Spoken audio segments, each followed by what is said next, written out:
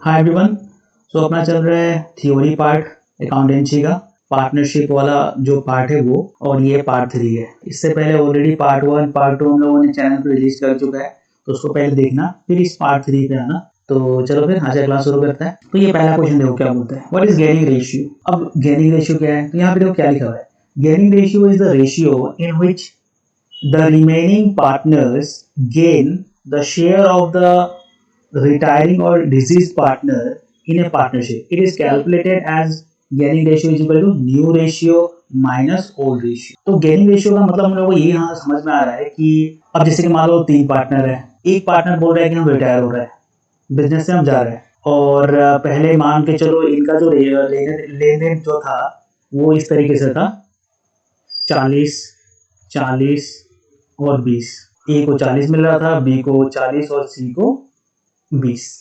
अब ये जो सी बोल रहा है कि हम तो बिजनेस से रिटायर हो रहे हैं, ये रिटायर हो रहा है, या फिर ये मान लो ये मर ही गया, डिसीज हो गया, मतलब ये मर ही गया, डेथ।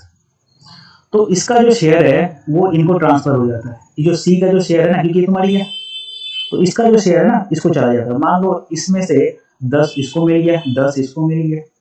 तो अब इस सी के जाने के वजह से ए को कितना फायदा हुआ,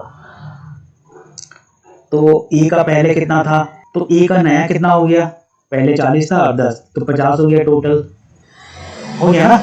इसका नया रेशियो कितना बन गया, पहले 40 से पहले था 40 और 10 मिला, दोनों मिला के कितना हो गया 50, और पुराना कितना था, पुराना 40 था। तो इसको गेन कितना हुआ, ये सी के जाने की वजह से इसको गेन कितना हुआ 10। तो इसी को हम लोग यहाँ पे गेनिंग रेशियो बोल रहे हैं। सेम उसी तरह अगर बी का तुमको निकालना पड़े, पहले 40 था 10 मिला तो टोटल हो गया इसका 50, नया वाला कितना हो गया 50 और पुराना कितना था 40, तो इसको गेन कितना हुआ 10।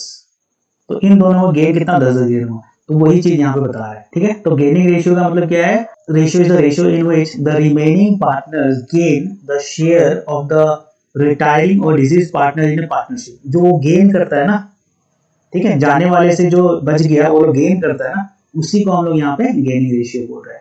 आया बात समझ में। और निकलता कैसे है, इसका देखो कि नया रेशियो कितना है और पहले कितना था। अब मान लो कि नया वाला जो है वो 50 है और पुराना तो 40 है, तो इसको गेन कितना हो गया 10। तो यही चीज है। अब यहाँ पे बोल रहा है क्वेश्चन कि distinguish between gaining ratio and sacrificing ratio. तो गेनिंग रेशियो तो बात समझ में आ गया कि क्या होता है, और अब सैक्रिफाइसिंग रेशियो क्या है उसको भी समझ लेता है। अब मैं जैसे कि मान लो पहले 2 आदमी था, पहले ए और बी था, और इन दोनों में 50-50 रुपया का शेयर मिल रहा था इन दोनों को। अब ये लोग क्या किया, ये लोग डिसाइड ये किया कि हम लोग नया पार्टनर लेके आएगा और उसको भी कुछ शेयर देगा। अब नया पार्टनर क्यों लाएगा, क्योंकि जब नया पार्टनर आता है ना तो अपने साथ वो कैपिटल लेके आता है और भी पैसा बिजनेस के अंदर आता है, तो इसीलिए हम लोग नया पार्टनर को बिजनेस के अंदर लेके आते हैं। तो अब मान लो अब क्या हो गया, अब 3 पार्टनर हो गया, और 3 पार्टनर होने से क्या हो गया, रेशियो भी बढ़ जाएगा। पहले 100 रुपया था, 100 में से 50-50 इसको मिल रहा था, अब 100 है, लेकिन अब क्या हो जाएगा, प्रॉफिट तीनों में बटेगा। तीनों में बटेगा मतलब मान लो 40 इसको मिला, ए को 40 बी को मिला, और सी को कितना, सी को हम लोग मान लो 20 दे दिया। अब इस सी के आने के वजह से ए को कितना नुकसान हुआ, ए को कितना नुकसान हुआ, मतलब सेक्रीफाइस कितना किया ए सेक्रीफाइस कितना किया, कैसे निकालेगा, इसका ओल्ड रेशियो कितना है 50 और इसका नया रेशियो कितना है 10, यानी कितना ये सेक्रीफाइस किया है 10। तो हम लोग कैसे निकालता है यहाँ पे, old ratio minus new ratio. तो ओल्ड में से नया को हटाओ तो तुमको मालूम चल जाएगा कि कितना सेक्रीफाइस किया है, कितना इसके हाथ से गया है। तो एक बार फिर से समझ लो, यहाँ पे देखो ए और बी पहले था, इन दोनों को पहले प्रॉफिट अपना कितना हो रहा है 100 रुपया, तो 100 में से 50 ए को मिला, 50 बी को मिला, बढ़ गया पैसा। अब ये लोग डिसाइड किया कि हम लोग एक नया पार्टनर को लेके, अब जब नया पार्टनर आएगा तो उसको भी तो शेयर देना पड़ेगा। तो अब जब नया जो रेशियो बना वो इस हिसाब से बन गया 40-40-20, सी को कितना दे रहा है हम लोग 20। अब इसको 20 मिला कहां से, ये दोनों अपना 10-10 इसको दिया है। तो अब हमको अगर पता करना है कि ए को कितना नुकसान हुआ, मतलब गेन सैक्रिफाइस कितना किया ए सी के आने की वजह से, तो कैसे निकालेगा, इसका ओल्ड रेशियो देखो, तो ओल्ड रेशियो तो 50 है, नया कितना बन गया, नया तो 40 है, तो 50 में से 40 गया तो कितना बचा 10, तो 10 रुपया इसका नुकसान हुआ है। इसी को बोल रहे हैं हम लोग सैक्रिफाइसिंग रेशियो। आया बात समझ में। तो चलो अब हम लोग थोड़ा सा इसका डिफरेंस देख लेते हैं, दोनों में डिफरेंस क्या है। तो गेनिंग रेशियो का डेफिनेशन तुमको पता ही है, reflects the increase in profit share for existing partners. कितना इंक्रीज हुआ है, किसी एक पार्टनर के जाने की वजह से, वो हम लोगों को गेनिंग रेशियो बताता है। सेक्रीफाइसिंग रेशियो क्या बताता है? Reflects the share of profit existing partners give up. जो पहले से जो पार्टनर था वो कितना गिव अप कर दिया, मतलब कितना वो लोग उसके हाथ से चला गया, वो हम लोगों को यहाँ पे दिखाता है सेक्रीफाइसिंग रेशियो में। कैलकुलेट कैसे होता है? तो कैलकुलेट तो तुमको बता ही दिया था। गेनिंग रेशियो कैसे निकालता है? तो कैलकुलेशन कैसे होता है तुमको बता ही दिया था कि गेनिंग रेशियो अगर तुमको निकालना है तो new ratio minus old ratio करेगा। तो यहाँ पे देखो लिखा भी है, calculated by comparing new and old profit sharing ratios. ठीक है, इन दोनों को कंपेयर करेगा, न्यू और ओल्ड को, तो तुमको मालूम चल जाएगा कि गेनिंग रेशियो कितना है। अब यहाँ पे आओ, calculated by finding the difference between old and new profit sharing ratio. तो अभी हम तुमको पता है सेक्रीफाइसिंग रेशियो तुमको निकालना है, तो तुम पता करो कि ओल्ड कितना था और माइनस करो उसको न्यू से, न्यू कितना है। तो ओल्ड मान लो 50 है, नया मतलब 40 है, तो इसके हाथ से कितना गया? 10 गया। ठीक है, तो इस हिसाब से तुमको ओल्ड और गेनिंग रेशियो और सेक्रीफाइसिंग रेशियो निकालना होता है। आया बात समझ में? इसको फिर से एक बार देखना, क्लियर हो जाएगा। नेक्स्ट बोलता है कि distinguish between revaluation account and realisation account. तो सबसे पहले इधर आता है रिवैल्यूएशन अकाउंट क्या है। रिवैल्यूएशन अकाउंट हम लोग कब बनाता है? जब हम लोग एडमिशन वाला टॉपिक करता है, या फिर हम लोग रिटायरमेंट वाला टॉपिक करता है, या फिर डेथ वाले में भी तुम कर सकता है। इन तीनों टॉपिक में हम लोग क्या करता है? रिवैल्यूएशन बनाता है। और रिवैल्यूएशन क्यों बनाता है? क्योंकि हम लोगों को जो बैलेंस शीट के अंदर जो एसेट और लायबिलिटी है उनका हम लोगों को रीवैल्यू करना होता है, जिससे हमको मालूम चले कि अगर किसी एसेट का दाम बढ़ा है तो कितना बढ़ा है, किसी लायबिलिटी का अगर कीमत बढ़ा है या फिर घटा है तो कितना घटा है, और ले दे के हम लोग एक प्रॉफिट या लॉस निकालते हैं। और ये कब होता है? जब एडमिशन होता है, रिटायरमेंट होता है, या फिर डेथ होता है। अब तुम इसके ऊपर ये क्या है? ये रियलाइजेशन। रियलाइजेशन मतलब किसी चीज को बेच के कितना पैसा आया, वो चीज हम लोग यहाँ पे लिखते हैं। और इसको बनाता कब है? इसको हम लोग बनाता तब है जब हम लोग डिसोल्यूशन करता है। बिजनेस को जब बंद करता है ना, तो हम लोग पूरा जो बिजनेस है उसको डिसॉल्व कर देता है, उसको बेचता है। उसको बेच के जितना भी एसेट है उसको बेच डालता है, और जितना भी लायबिलिटी है उसको पैसा चुका देता है। तो ले दे के हमको क्या मालूम देता है कि ये सब चुकाने उकाने में ले दे के जो प्रॉफिट हुआ है कितना हुआ है, या फिर अगर लॉस हुआ है तो कितना लॉस हुआ। तो रियलाइजेशन अकाउंट तब बनाता है जब हम लोग डिसोल्यूशन वाला काम करता है। बात समझ में आ गया? ऊपर ऊपर चलो, अब यहाँ पे लिखा क्या है वो सब हम लोग देखते हैं। तो पहले है जो पर्पज, ये क्या बोल रहे हैं रिवैल्यूएशन अकाउंट के अंदर? क्या बोल रहे हैं? Purpose adjust assets and liabilities value for changing partner shares. ये क्या करता है? एडजस्ट करता है एसेट और लायबिलिटी का वैल्यू फॉर चेंजिंग, ठीक है, पार्टनर शेयर। क्योंकि वहां पे चेंज हो रहा है ना, क्योंकि नया आदमी आ रहा है, रिटायरमेंट हो रहा है, तो उस समय में हम लोग क्या करते हैं? एसेट और लायबिलिटी को रीवैल्यू करते हैं। तो उस समय में हम लोग ये काम आता है। नेक्स्ट रियलाइजेशन अकाउंट, तो record sale of assets and settlement of liabilities during dissolution. तो अभी हम लोग डिस्कस किया था, ये वही बात बोल रहा है कि जब हम लोग बिजनेस को खत्म करता है, बेचता है, डिसॉल्व करता है, तो उस टाइम में हम लोग उसमें क्या करते हैं? एसेट को रिकॉर्ड करता है, सेल करता है, और जो भी लायबिलिटी है उसका सेटलमेंट करता है, मतलब उसको चुका देता है। तो वो चीज कहाँ रिकॉर्ड होता है? वो होता है डिसोल्यूशन के अंदर। आया बात समझ में? नेक्स्ट देखो timing, prepare when admitting a new partner और चेंजिंग प्रॉफिट शेयरिंग रेशियो। तो कब बनाता है? जब नया पार्टनर आ रहा होगा बिजनेस में, या फिर बिजनेस का जो रेशियो है वो चेंज हो रहा होगा, तब हम लोग इसको बनाते हैं। आया बात समझ में? चलो नेक्स्ट क्या बोलता है? Prepare during the winding up of the partnership. Winding up मतलब जब बंद कर रहा होगा बिजनेस को, तब इसको हम लोग बनाते हैं। नेक्स्ट बोल रहा है कि items recorded changes in assets and liabilities value. जो भी एसेट और लायबिलिटीज का जो अमाउंट चेंज होता है, वैल्यू चेंज होता है, उसको हम लोग रिकॉर्ड करता है इसके अंदर। यहाँ पे क्या बोल रहा है? कैश रिसीव फ्रॉम सेल्स, जो एसेट को हम लोग बेच के जो पैसा आता है, cash receive from sales and payments made to settle liabilities.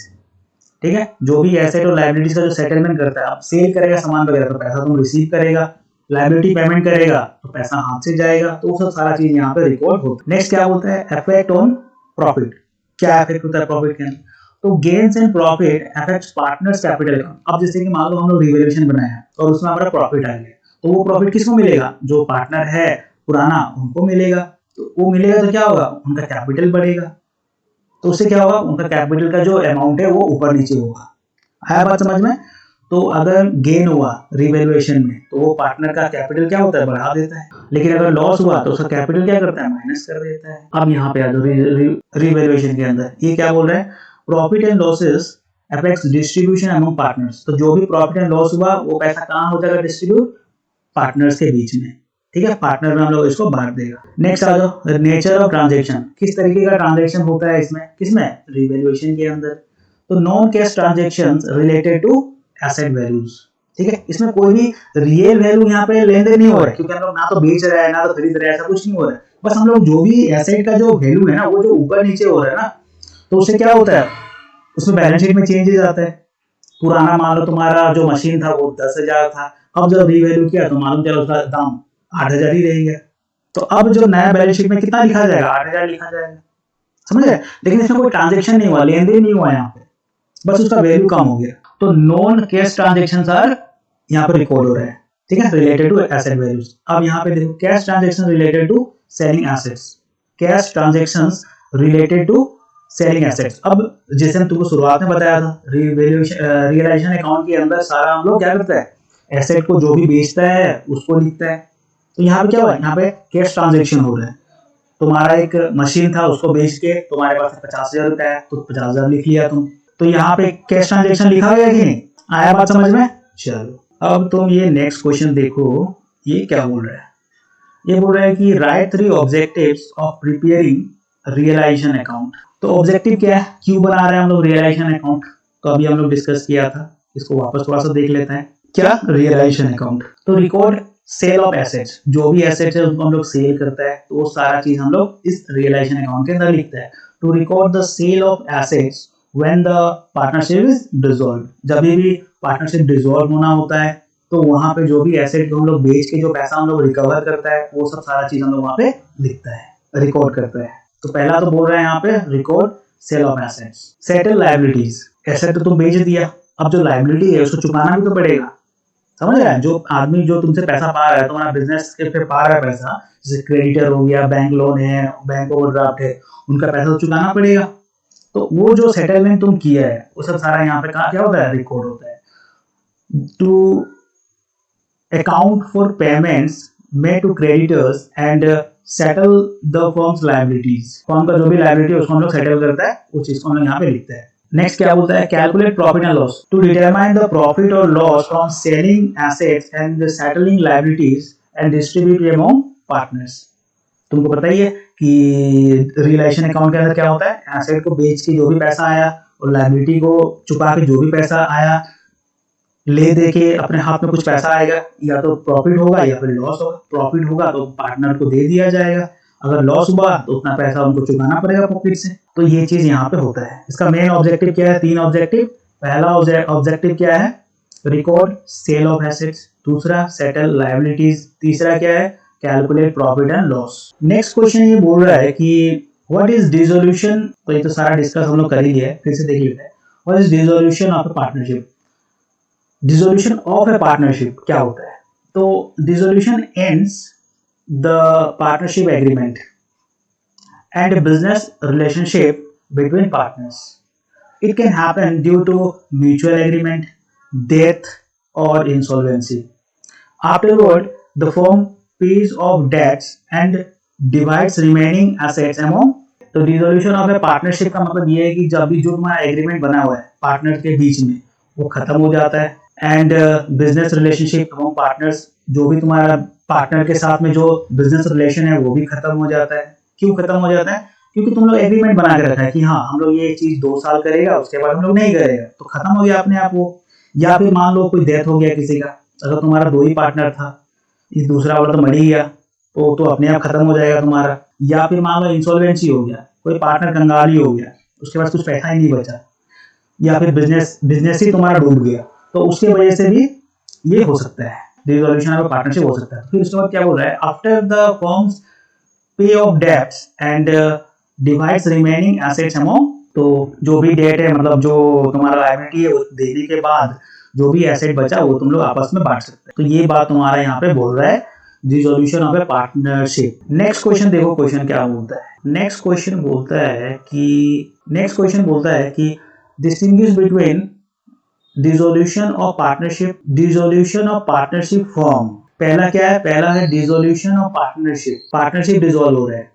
और दूसरा क्या है, dissolution of partnership firm, dissolution of partnership firm. इन दोनों में अंतर क्या है, एक तो बिजनेस जो पार्टनर है उन लोगों में डिसॉल्व हो गया, ठीक है, पार्टनरशिप डिसॉल्व हो गया, और दूसरा है पार्टनरशिप फर्म डिसॉल्व हो गया।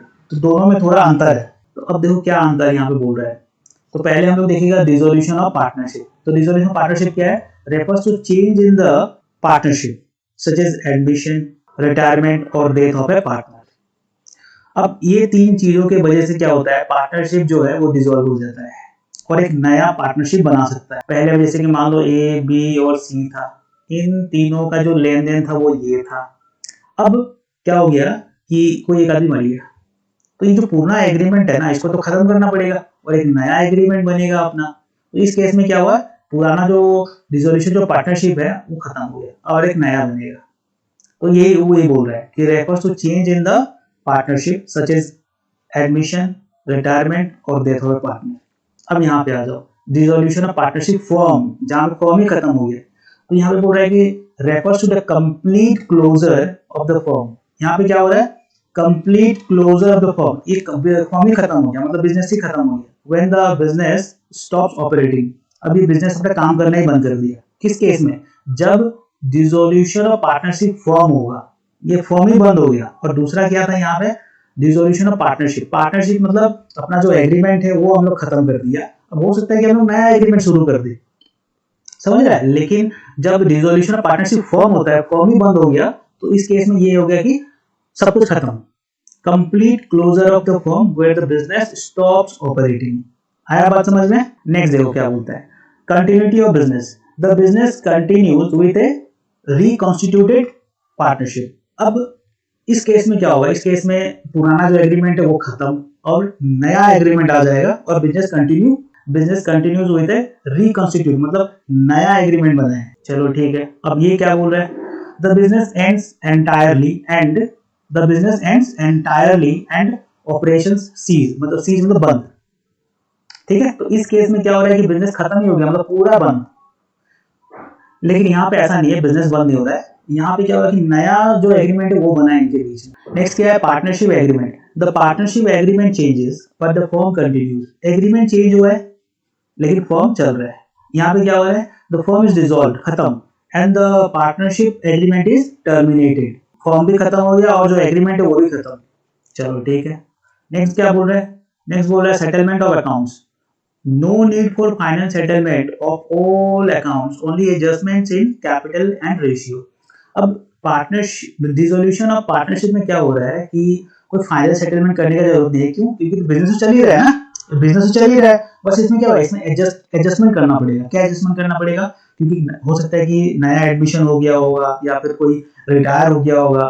तो उस केस में क्या होता है, कैपिटल चेंज हो जाता है, ठीक है, कैपिटल चेंज हो जाता है और रेशियो चेंज हो जाता है। तो फाइनल सेटलमेंट नहीं हुआ यहाँ पे। यहाँ पे ऐसा नहीं है कि तुम चलो अपना बिजनेस बंद हो गया, चलो अपना घर, ऐसा नहीं है। फाइनल सेटलमेंट नहीं किया है यहाँ पे, बस एडजस्टमेंट किया है हम लोग। अब दूसरे वाले में आ जाओ, full settlement of all assets and liabilities is required, क्योंकि यहाँ पे तो फर्म ही डिसॉल्व हो गया, पार्टनरशिप फर्म ही डिसॉल्व हो गया। तो इस केस में क्या हो गया, फुल सेटलमेंट, एसेट सब बेच बूझ के आगे बढ़ना है। नेक्स्ट क्या बोलता है, इफेक्ट ऑन फर्म में क्या हो रहा है, the firm remains operational with new terms, नया टर्म्स एंड कंडीशन आ गया और बिजनेस का जो ऑपरेशन है, जो काम है वो चल ही रहा है। इसमें क्या बोल रहा है, the firm ceases to exist after dissolution. यहाँ पे डिसोल्यूशन के बाद में क्या हुआ, बिजनेस बंद हो गया और उसमें कोई काम नहीं हो रहा है, खत्म हो गया सारा खेल, ठीक है। तो इन दोनों में ये अंतर है। ये क्वेश्चन तुमको डायरेक्टली एग्जाम के अंदर पूछता है, इसको बढ़िया से देख के जाना, ठीक है, इसको बढ़िया से देख के जाना। 5 नंबर का क्वेश्चन पूछता है ये। नेक्स्ट क्वेश्चन क्या बोल रहा है, right 3 condition under which A partnership form is dissolved. Right 3 condition under which A partnership form is dissolved. Partnership जो फर्म है वो डिसॉल्व हो सकता है, ठीक है। 3 केस में पार्टनरशिप फॉर्म डिसॉल्व हो जाता है। कौन सा केस में, क्या कंडीशन क्या है पार्टनरशिप फॉर्म डिसॉल्व होने का। तो सबसे पहले आ जाओ, म्यूचुअल एग्रीमेंट, मतलब तुम और तुम्हारा पार्टनर मिलकर डिसाइड किया कि नहीं आप बिजनेस बंद करो, हम लोग इतना ही था साथ हम लोगों का, आगे चलो अपना अपना देख लेता है, बंद करो, खत्म करो इसको।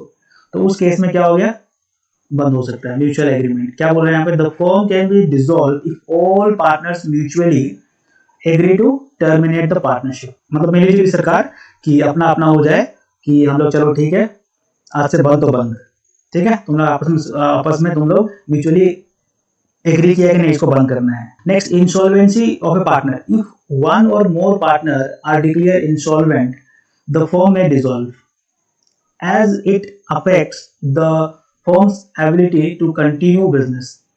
तो दूसरा कंडीशन ये है कि इंसॉल्वेंसी ऑफ पार्टनर, मान लो कोई पार्टनर है, एक या एक से ज्यादा पार्टनर है, तो वो लोग इंसॉल्वेंट हो गए। इंसॉल्वेंट मतलब बैंकरप्ट हो गया, बैंकरप्ट घोषित हो गया वो लोग, तो उस केस में क्या होगा, बिजनेस बंद हो सकता है, डिसॉल्व हो सकता है। चलो नेक्स्ट देखो, expiry of fixed term, if the partnership was formed for a specific period or project, the firm is dissolved once the term expires or the project is completed। तो ये बोल रहा है कि तुम लोग कोई एक प्रोजेक्ट के लिए साथ में आया था, तुम लोग 3 आदमी है, तुम लोग एक साथ आया था इस प्रोजेक्ट के लिए, कोई प्रोजेक्ट तुम लोग शुरू किया था और तुम लोग ये डिसाइड किया था कि ये प्रोजेक्ट खत्म हो जाएगा तो हम लोग ये बिजनेस बंद कर देगा, और ये प्रोजेक्ट खत्म हो गया तो ये बिजनेस अपने आप खत्म भी हो गया। तो ये वही बोल रहे हैं, ठीक है, एक्सपायरी ऑफ फिक्स। अब जैसे एग्जांपल समझ लो, जैसे कि दिवाली आता है, ठीक है, दिवाली आता है तो दिवाली पे तुम लोग जो पटाखा का अपना दुकान लगाया, तुम लोग तीनों अपना कैपिटल लेके आए और तीनों अपना